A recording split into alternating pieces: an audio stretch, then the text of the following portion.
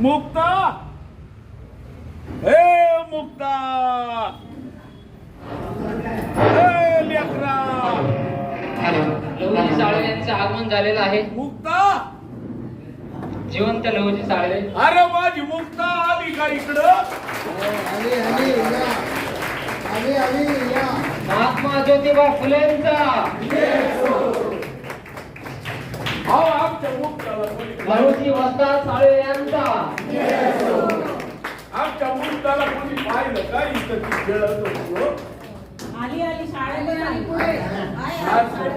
अहो ज्योतिरावांच्या शाळेत गेली ना, अजून ती आली नाही, म्हणून आम्ही मुक्ताला शोधतोय. मुक्ता,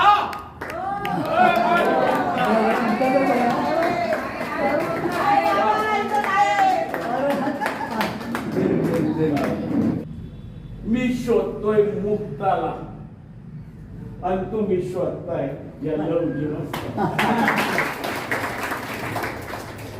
अरे बाबांनो, माझ्या मुक्ताला पहिल्यांदा शोधा. एकदा का माझी मुक्ता सापडली ना, तरच तुम्हाला लवजी वाजतात सारं सांग.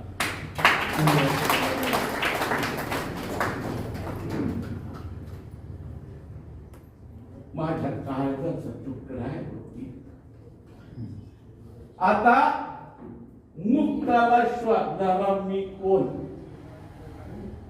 तर पोरीला शाळेत टाकलं तर ताटात आळ्या होत्या, 7 पिढ्या नष्ट होतात, घरातला करता माणूस मरून जातो. हे माहीत असताना देखील महारामांची जी ज्योतिरावांनी शाळा टाकली, या ब्राह्मणी व्यवस्थेनं कर्मकांड म्हणून पोरीला शाळेत शिकू दिलं नाही. परंतु हे सगळं माहीत असताना देखील मुक्ताला शाळेत टाकणारा मी सत्य शोधक लहुजी वाजतात शाळेत. त्या माझ्या मुक्ताला मी शोधतोय. हे बघा, आली माझी मुक्ता. भारतातली पहिली दलित स्त्री लेखिका, सत्यशोधक मार्गावर चालणारी, निरागस, प्रेमळ, निस्वार्थी, स्वावलंबी. ते बघा आली माझी मुक्ता. ये ये ये ये माझी मुक्ता आली. हे माझी मुक्ता आली. हे बघा माझी मुक्ता. काय रे मुक्ता, तुला एवढा उशीर का झाला? तशी मुक्ता मला म्हणाली, वाजतात तो सभी म्हटलं, हे पोरी मी तुझा चुलता, तुम्हाला वाजतात म्हणशील?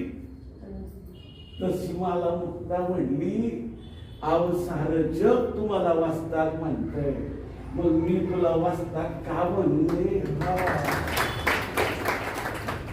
आणि आता ज्योतिरावांनी मला डिक्शनरी दाखवली, त्यामध्ये लिहिलंय वाजतात याचा अर्थ जो प्रामाणिक आहे, जो तत्वशील आहे, जो कर्तबगार आहे, तो पंचशिलाचं पालन करतो, त्याला वाजतात म्हणतात. म्हटलं मुक्ते, तुला शाळेतून यायला उशीर कसा झाला? तशी मुक्ता मला म्हणाली, अहो वाजतात, भारतातली पहिली शाळा कधी सुरू झाली? 1848. आणि महारामांसाठी जी दुसरी शाळा सुरू केली ती 1851 ला. आणि ही शाळा पुण्याच्या भोकरवाडी राजनवाडीच्या पुढे काढली, आणि त्या शाळेत तर तुम्ही मला टाकलं. भारतातली पहिली महारामांची शाळा ज्योतिरावांनी काढली. वास्तवात आतापर्यंत मनुस्मृतीमध्ये जसं लिहिलं असायचं तसंच वागावं लागत होतं. तिथं कुठली परीक्षा नव्हती, मनुस्मृती म्हणत तशीच परीक्षा. पण ज्योतिरावांनी भारतातली पहिली शालेय परीक्षा घेतली आणि ही परीक्षा बघायला 3000 लोक आले आणि त्या परीक्षेमध्ये मला 100 पैकी 100 मार्क मिळाले. आणि ज्योतिरावांचं हे शैक्षणिक कार्य पाहून मुंबईच्या ब्रिटिश अधिकाऱ्यानं फॉकलंड साहेबानं पुण्याच्या मेजर कॅन्डीला सांगितलं, सावित्री आईचा ज्योतिरावांचा सत्कार करा. कुठं? विश्रामबाग वाड्यात. तेव्हा मला ज्योतिबा म्हणाले, हा पुरस्कार, हा सत्कार मला कोणामुळे? तर तू पहिली शाळेमध्ये आली तेव्हा तू तिथं भाषण कर, निबंध घेऊन काढ. आणि ज्योतिराव सावित्री आई माझ्याशी चर्चा करत होती म्हणून मला शाळेतून यायला उशीर झाला. मग मी म्हटलं, मुक्ता तू एवढ्या लोकांसमोर भाषण करणार, मग तू भाषणाचा निबंधाचा विषय काय ठरवला? तशी मुक्ता मला हट्टाने म्हटली, वाचतात तुम्ही सांगा ना निबंधाचा विषय काय पाहिजे. मी म्हटलं तू तुझ्या ज्योतिबाला विचार की. नाही, ज्योतिबा म्हणले भाषण कसं करायचं हे मी तुला सांगल, कसं स्टेजवर उभं राहायचं मी सांगल, पण निबंधाचा विषय तूच तुझा निवडायचा. हवं तर तू वस्तादांची मदत घे, वस्ताद तुला निबंध घ्यायला चांगली मदत करतील. ती म्हटली, असं म्हटले ज्योतिराव माझ्याबद्दल असं म्हटले, अजून काय म्हटले? तशी मुक्ता मला म्हणाली, ज्योतिराव म्हटले वस्ताद अत्यंत प्रामाणिक आहे, वस्ताद अत्यंत ध्येयवादी आहे. आणि वस्तादांना कळालंय की इंग्रज आज ना उद्या या देशातून जाणारच आहे, पण जोपर्यंत इंग्रज या देशात आहे तोपर्यंत शिकलं पाहिजे हे वस्तादांनी जाणलं. म्हणूनच त्यांनी मला तुझ्या शाळेत टाकलं, तेव्हा तू वस्तादांची मदत घे. मग मी तिला म्हटलं, तुला जर का निबंध लिहायला लावला तर तू काय लिहिशील? ती म्हटली, मी आताशी 30वीला. मी म्हणाल माझा निबंध माझी आवडती गाय. म्हटलं गाय? ती म्हटली, असंच सगळी पोरं लिहितात, पोरी लिहितात, मग तू काय लिहिशील निबंधात? मग ती मला म्हणाली की गायला 2 कान असतात, गायला 2 शिंग असतात, गायला 4 गाय चारा खाते, गाय दूध देते आणि गायीचं गोमूत्र पवित्र असते आणि ते शिरपडलं की माणूस पवित्र होतो. तसं मी म्हटलं, त्या मेजर कॅन्डीला कळल का? अंधश्रद्धा आहे. तशी मला मुक्ता म्हणाली, वस्ताद तुम्ही सांगा ना निबंधाचा विषय काय? मग मी तिला म्हटलं, मुक्ता मला सांग, माणूस आयुष्यभर कशासाठी झगडतो? मुक्ता म्हणाली, सुखासाठी. मग मी तिला म्हटलं, आपल्या नशिबात काय? ती म्हटली, दुःख. मग मी म्हटलं, हे दुःख निवारण करायचं नेमकं असेल किंवा या दुःखाचं मूळ कारण काय आहे? तशी मुक्ता मला म्हणाली, अज्ञान.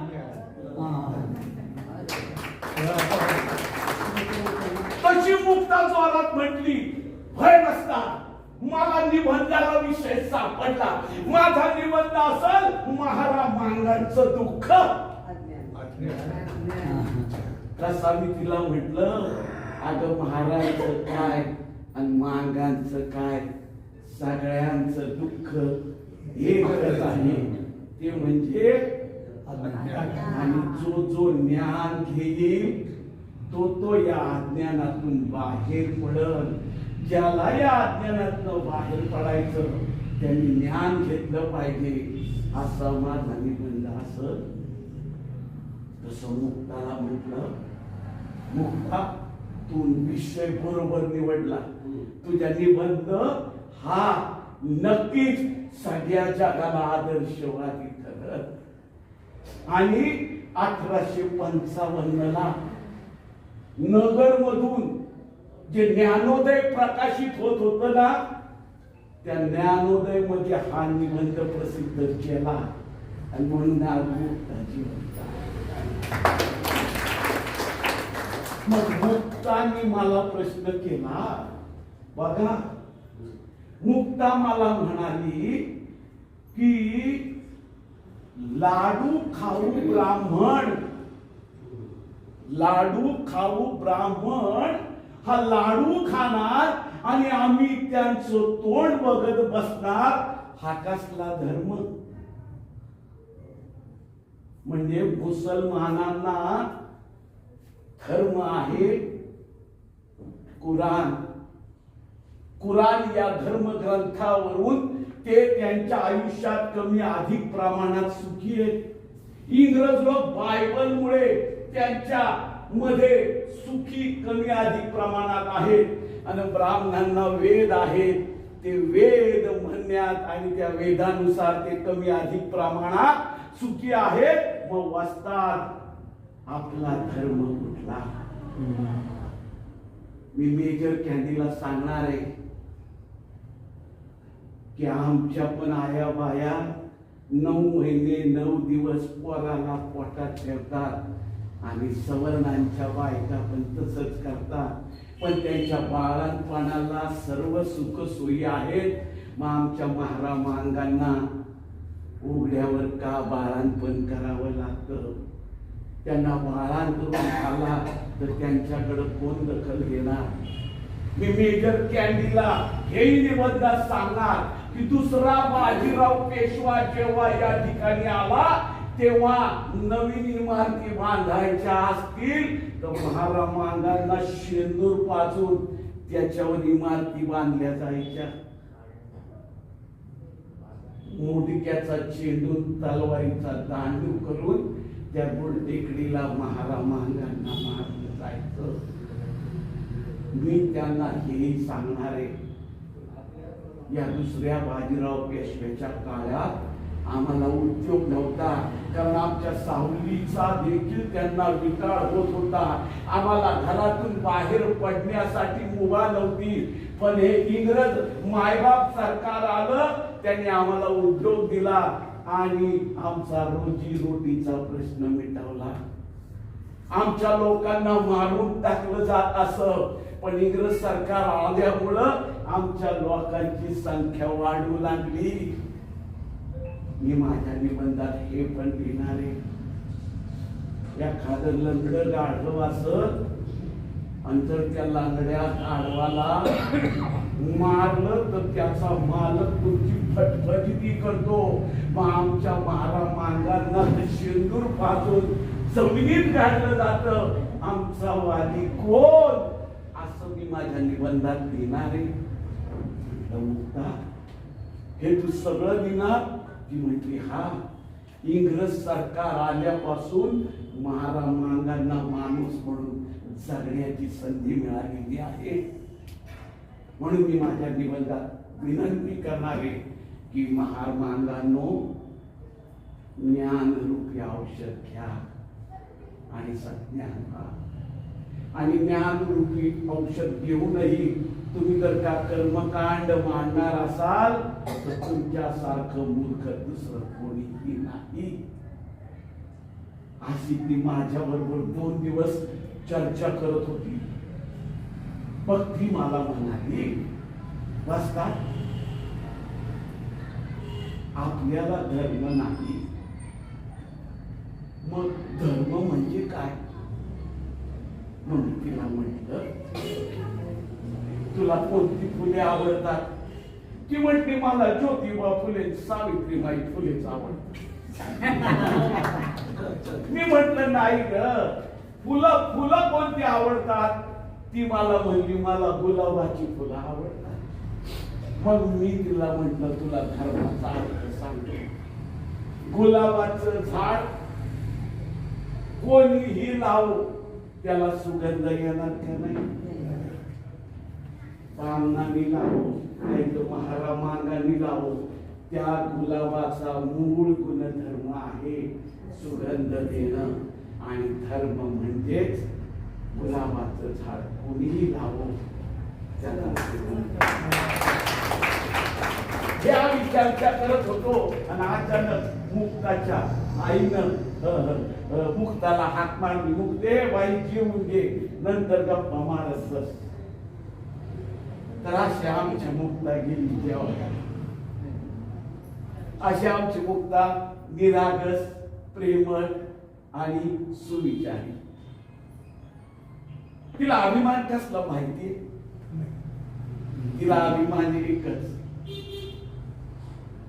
सासवडच्या तिथं पुरंदर किल्ला आहे आणि त्या पुरंदर किल्ल्याची जबाबदारी छत्रपती शिवाजी महाराजांनी आमच्या साळवे घराण्याला दिली आणि आमचं साळवे घराणं ती प्रामाणिकपणे पार पाडतंय. हाच मुक्ताला सर्वात जास्त अभिमान होता. तर माझं नाव लहूजी राघूजी साळवे. नाव काय माझं? लहूचा अर्थ काय वाई?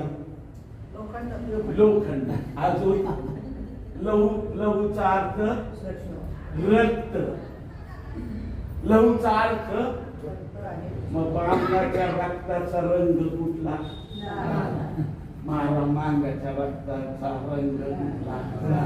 मग सगळ्यांचाच रक्तचा रंग लाल आहे. तर यात कुठे जात धर्म आलं?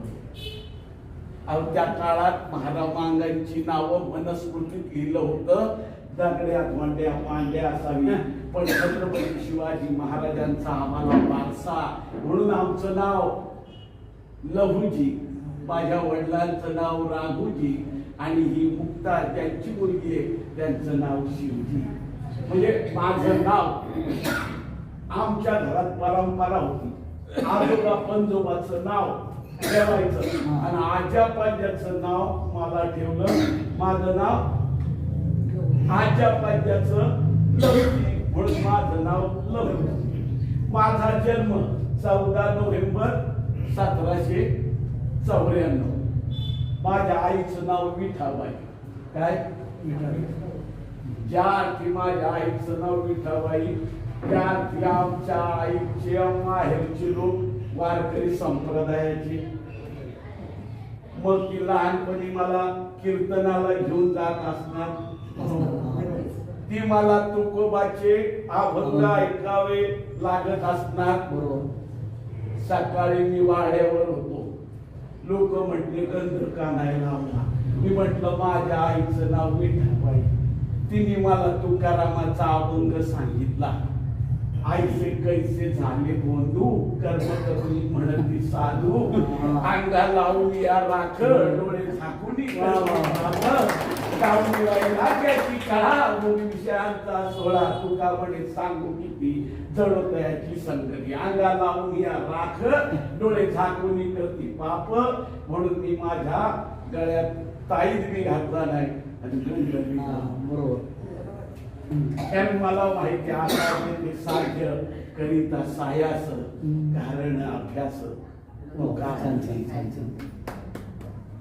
तर आमची अशी मुक्ता इतकी चौकस म्हणजे छत्रपती शिवाजी महाराजांच्या आज्ञेनुसार आम्ही पुरंदर किल्ल्याचा सांभाळ केला. पिढ्यानपिढ्या एकदा छत्रपती शिवाजी महाराजांनी आमच्या साळवे घराण्याला बोलवलं. आम्हाला कळलं ना का बोलवलं.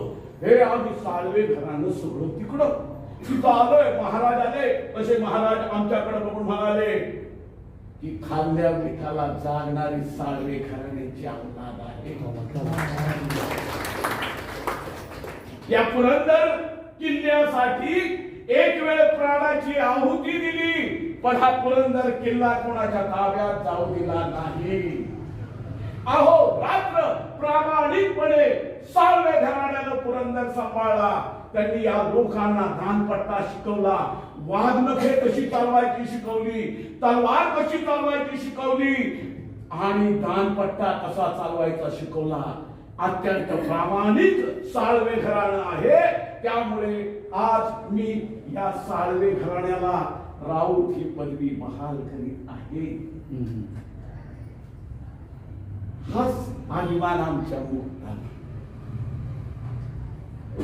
पण मग महाराजांचं निधन झालं, संभाजी राजे पण गेले आणि आली पेशवाई.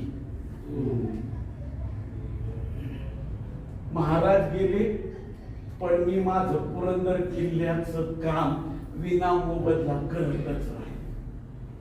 असंच मी पुरंदरच्या किल्ल्याच्या भोवती फिरत होतो. अचानक वाघ आला. वाघ माझ्याकडं माझे वडील राग होती साळवी फिरत होते. अचानक माझ्या वडिलांसमोर असा वाघ आला.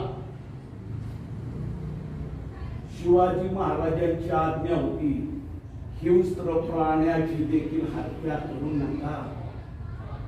माझ्या वडिलांच्या हातात तलवार होती, पण माझ्या वडिलांनी समोर आलेला वाघ मारला नाही. माझ्या वडिलांच्या हातात टिपरू होतं, ते टिपरू घेतलं, त्या वाघाला मारलं, त्याच्या गाडग्याला लागलं. वाघ अंगावर आला, परत टिपरू मारलं. वाघ लंगडा झाला आणि त्याला झेरेबंद केलं आणि त्या वाघाला माझ्या वडिलांनी असा खांद्यावर घेतला. आणि आम्ही पुरंदरच्या पायथ्याला राहत होतो, पेठ त्या गावाचं नाव. असा वाघ घेऊन माझे वडील आले. सगळे आजूबाजूची गावं बघायला आली आणि ही बातमी पुण्यातल्या पेशव्यांना कळाली. पेशव्यांनी माझ्या वडिलांना पुण्याला बोलवलं. मी तो वाघ घेऊन गेलो आणि माझ्या बरोबर माझे वडील पण होते. माझ्या वडिलांना पेशव्यांनी शिकारखान्याचा प्रमुख केलं आणि त्यावेळेस शिकारखाना सारसबागेकडे होता आणि त्या सारसबागेच्या शिकारखान्यात तो वाघ टाकला आणि माझे वडील तिथं शिकारखान्यात कामाला लागले. मला पण पेशव्यांनी तिथं कामाला लावलं, रामोशी गेट जवळ. कारण जानाईच्या मळ्यातून चोर लोक येत होते. मग दबदबा कोणाचा असावा तर साळवे घराण्याचा, म्हणून मी रामोशी गेटच्या तिथं देखरेखीला होतो. पण पेशवाईमध्ये अन्याय अत्याचार चालू होता. ही घटना आहे 1817 सालची. ब्रिटिश आले, ते पेशवाईबरोबर युद्ध करणार होते आणि पेशव्यांनी ही जबाबदारी बाळा गोखलेंना दिली. बाळा गोखलेंनी गुपचूपपणे शस्त्र दुरुस्त करण्याचं, शस्त्र तयार करण्याचं काम माझ्या वडिलांकडे दिलं. खडकीला युद्ध सुरू झालं. युद्ध जोरात चालू होतं. माझे वडील त्या इंग्रजांवर चाल करीत होते, पण अचानक बाळा गोखलेच्या घोड्याला गोळी लागली आणि गोखलेंनी पळता पाय काढला. माझे वडील एकटे पडले आणि त्या ब्रिटिश लोकांनी माझ्या वडिलांवर बेछूट गोळीमार केला. तो माझ्या मनाला इतका लागला की इंग्रजांनी माझ्या वडिलांना मारलं. माझा राग अनावर झाला आणि म्हणून मी 1820 ला गंजपेठेत आखाडा सुरू केला, तालीम सुरू केली आणि त्या तालमीमध्ये मी नवनवीन सैनिक निर्माण केले आणि क्रांतिकारकांचा आखाडा म्हणून तो त्यांना जाऊन लागला. म्हणजे माझ्या आखाड्यात साळी, कोळी, तेली, महार, मान, ब्राह्मण सगळे येत होते. म्हणजे देवळात लोकांना प्रवेश नव्हता, पण माझ्या आखाड्यात प्रवेश होता. या इतिहासाने नोंद घेतली पाहिजे. माझ्या आखाड्यात ज्योतिराव फुले पण येत होते, कारण सखाराम परांजपे, मोरे, वाळवेकर येत होते. पण नंतर ज्योतिरावांचं अचानक येणं बंद झालं. त्यांना मी कारण विचारलं तर ते म्हटले सखाराम परांजपे याच्या नातेवाईकांच्या लग्नामध्ये मी गेलो तर मी खालच्या जातीचा म्हणून मला त्यांनी हाकलून दिलं आणि तेव्हा मला कळालं की इंग्रज आपले दुश्मन नाही. इंग्रज आज ना उद्या या देशातनं घालवलेच पाहिजे, पण आपलं दुश्मन कोण असेल तर ही वर्ण व्यवस्था. आणि वर्ण व्यवस्था केव्हा जाईल तर स्त्रीला शिकवल्या तिच्या हाती पाळण्याची नोकरी ती जगाचा होईल. त्यामुळे ज्योतिरावांनी त्यांची सगळी शस्त्र विहिरीमध्ये टाकून दिली, पण व्यायामासाठी येत होते. ज्योतिरावांनी इंग्रज लोक कसे चांगले आहेत हे मला पटवून सांगितलं. म्हणजे लोक म्हणतात ज्योतिराव मारामारांच्या वस्तीत फिरत होते. मी म्हटलं का फिरताय? म्हणे शाळा सुरू करायची. मी म्हटलं शाळा कशासाठी? म्हणे मुली संज्ञान झाल्या पाहिजे आणि संज्ञान करायचे असेल त्यांना शाळेत पाठवलं पाहिजे. आपली लोकही सगळी घाबरली होती, कारण त्यांना या व्यवस्थेने सांगितलं होतं की देवाचा कोप होतो. असून देखील मी मुक्ताला ज्योतिराव आणि सावित्रीबाई यांचा प्रामाणिकपणा पाहून शाळेत टाकलं. काही साहित्यिक म्हणतात मी मुक्त घातलं. अरे पण वाघाला जेरे बंद करणाऱ्याची आम्ही अवलाद, आम्ही मुक्ताला पोत्यात कशाला टाकू? वाचत गाचत ढोल ताशा वाजवत गुलाल उभाळत मी मुक्ताला खांद्यावर घेतलं आणि ज्योतिरावांच्या शाळेत टाकलं. तेव्हा सगळे लोक म्हणत होते मुक्ता साळवे आगे बढो. तर अशी आमची मुक्ता सत्य शोधक चळवळीत मी खूप काम केले. म्हणजे ज्योतिरावांनी जो सार्वजनिक सत्य धर्माची स्थापना केली त्यात देखील मी होतो. किंबहुना लोकहितवादी देशमुखांचा प्रसंग म्हणजे दक्षिणा कमिटी होती. दक्षिणा कमिटी म्हणजे पुण्यामध्ये ब्राह्मणांना दक्षिणा वाटायची आणि ही पेशव्यांपासून सगळी पद्धत चालू होती आणि इंग्रज आले तरी ही पद्धत चालू होती. हे इंग्रजांना देखील पटलं नाही, कारण त्या दक्षिणेची किंमत 80,000हून 3 लाख झाली होती आणि भारतातले लोक सगळे ब्राह्मण दक्षिणा घ्यायला येत होते. लोकहितवादी देशमुखांचं त्यामध्ये खूप मोठं योगदान आहे. याच दक्षिणा कमिटीतले काही पैसे संस्कृत महाविद्यालयासाठी वापरले जात होते. लोकहितवादी म्हणाले संस्कृत ही आपली भाषा नाही, आपली भाषा मराठी आहे, हा फंड मराठी साहित्याला दिला जावा असं त्यांनी इंग्रजांना पत्र लिहिलं आणि हे या पंचांना कळालं, पंचमंडळींना. लोकहितवादी घाबरून गेले. ज्योतिरावांचे जवळचे मित्र भवाळकर हे ज्योतिरावांकडे गेले की सगळ्यांनी लोकहितवाद्यांना शनिवाऱ्या वाड्यावर बोलवलंय. आता ते त्याला काय करतील नेम नाही, काय करता येईल तसं भवाळकरांना ज्योतिराव म्हणाले तुमचा सगळा मोर्चा येताना फुलेवाड्यावरून आणा. सगळे ते मंडळी होते ती सगळी महात्मा फुल्यांच्या वाड्यात आली. ज्योतिराव त्यांच्याबरोबर गेले. माझ्या तालमीजवळ सगळे थांबले. ज्योतिरावांना सांगितलं लोकहितवादी देशमुख अडचणीत आहेत, ब्राह्मण लोक त्यांना शिक्षा देणार आहेत. मग मी 100-200 महारामांगाची लोक पैलवानगडी घेतली आणि सगळा जत्था शनिवार वाड्याकडे चालला. 5-50 महारामांग पुढं मधी लोकहितवादी माग 5-50. शनिवार वाड्यावर एवढी सगळी तालमीतली लोक बघून ही पंचमंडळी घाबरली. तरी त्यातल्या एकाने विचारलं की हे इंग्रजांना पत्र कोणी लिहिलं की या दक्षिणा कमिटीतले पैसे मराठी साहित्याला वापरले जावेत. तसं भवाळकरांनी ज्योतिरावांकडे बघितलं, ज्योतिरावांनी माझ्याकडे बघितलं. मी 100-100 महारमान पैलवानांकडे बघितलं. हे 5, 50, 100 महाग तिथं चोर बैठका काढायला लागले. पंचमंडळी सांगायचं तात्पर्य असं,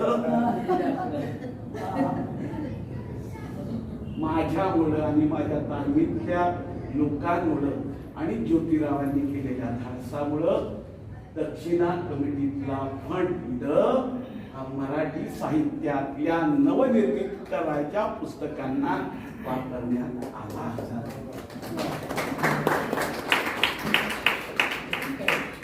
तर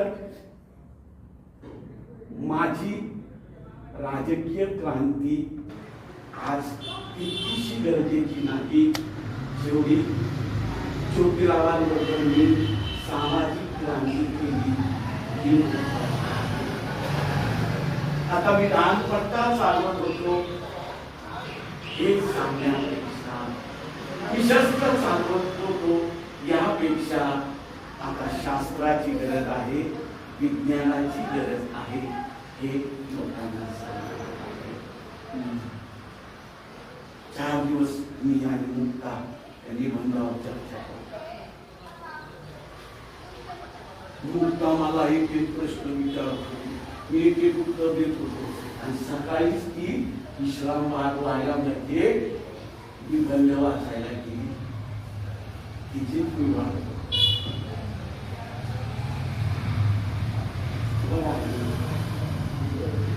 हे मुक्ता बघा तिच्या चेहऱ्यावर काय आनंद आहे. हे मुक्ता ये ये मुक्ता नाचत हसत तिकडं माझ्याकडे आली. म्हटलं मुक्ता कसा झाला निबंध? मुक्ता म्हटली मी आज सकाळी निबंध वाचला. सावित्रीबाईंनी माझे पाटापाटा उठे घेतले. ज्योतिरावांनी तर मला म्हणजे हा मेजर कॅन्डी पण खुश झाला माझं भाषण ऐकून. मी म्हटलं मुक्ता तू तर मराठी मध्ये निबंध म्हणता आणि मेजर कॅन्डीला काय डोंगर करणार? तशी मुक्ता म्हटली वाचतात भारतातील पहिली महारामांची शाळा ही नुसती मराठीत नाही तर ज्योतिरावांनी इंग्लिश शाळेमध्ये मुलं आली म्हणून त्यांना पगार देणारे ज्योतिरावे. मी काय त्यांच्या समोर मराठीत बोलले नाही, मी तो निबंध इंग्लिश मध्ये बोलला. तू इंग्लिश मध्ये बोलली मुक्ता? हे मला एखादं वाक्य सांग ना. तशी मुक्ता म्हणाली मी माझ्या निबंधात म्हटलं if only Brahmin right to read the Vedas then what is our holy book, what is our religion book? वेद वाचण्याचा अधिकार तर का ब्राह्मणांनाच आहे तर आमचा धर्मग्रंथ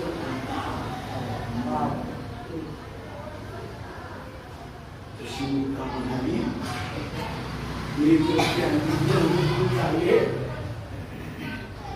त्यांनी आम्हाला खाऊ दिला, खेळणी दिली, चॉकलेट दिलं. मुक्ताला म्हटलं का मुक्ता तू त्यांची खेळणी घेतली? मुक्ता मुक्ता खरं सांग तू त्यांचा खाऊ घेतला? मुक्ता मुक्ता मुक्ता तू त्यांचं चॉकलेट घेतला? खरं सांग मुक्ता. तशी मुक्ता म्हणाली अवस्था छत्रपती शिवाजी महाराजांच्या पुरंदर किल्ल्याची प्रामाणिक सेवा करणाऱ्या घराण्याची साळवे घराण्याची मी अवलाद आहे. मी कोणाचं चॉकलेट कसं काय घेईन? मी चॉकलेट घेतलं नाही, मी खेळणी घेतली नाही, मी खाऊ घेतला नाही. उलट मी मेजर कॅन्डीला म्हटलं की आम्हाला धर्मग्रंथ नाही, आम्हाला चॉकलेट नको, आम्हाला जगभरातल्या विद्वानांची पुस्तकं द्या आणि ती पुस्तकं ठेवण्यासाठी ग्रंथालय द्या. बसतात मी ग्रंथालयाची मागणी केली बसतात मी त्यांचं चॉकलेट नाही घेतलं बसतात.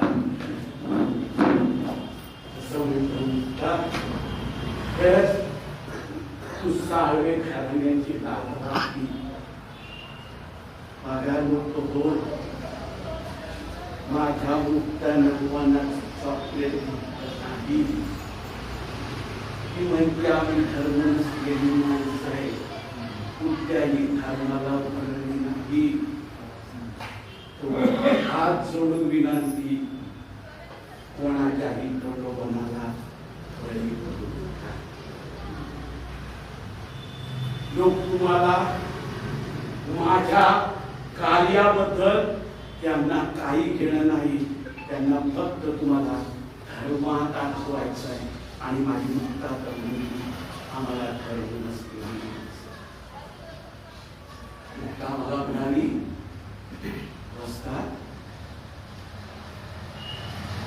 वस्ताद हा असा अमानवी धर्म आहे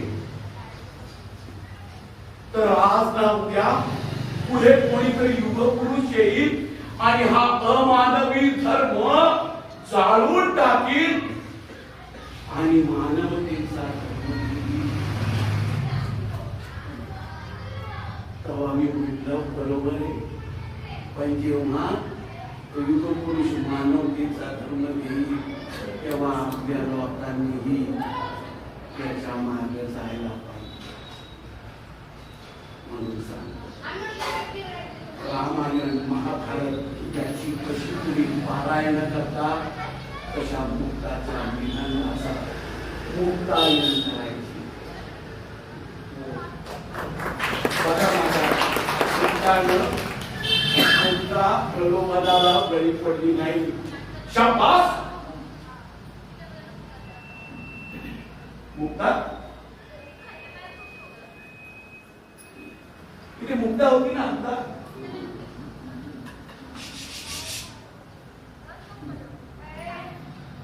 मुक्ता होती ना आता हो दादा ती म्हणाली ना आम्ही धर्म नसलेली माणसं आहे